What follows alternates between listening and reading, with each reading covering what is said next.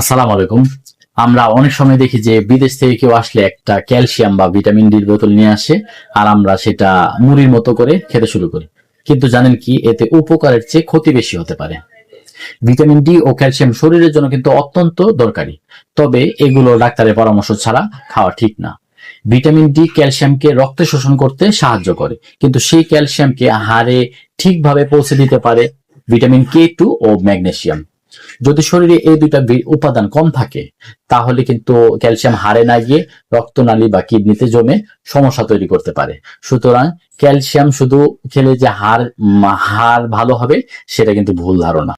গবেষণায় দেখা গেছে যে শুধুমাত্র ভিটামিন ডি ও ক্যালসিয়াম খেলে শরীরে ক্যালসিয়াম জমে যেতে পারে, যা হৃদযন্ত্র ও কিডনির জন্য ঝুঁকিপূর্ণ। অনেকে না জেনে ভিটামিন ডি ও ক্যালসিয়াম অতিরিক্ত খেয়ে ফেলেন, যা ক্ষতিকর হতে পারে। তাই ডাক্তারের পরামর্শ নেওয়াটা খুব জরুরি। আশা করি আপনারা সকলে ভালো থাকবেন, সুস্থ থাকবেন। ধন্যবাদ।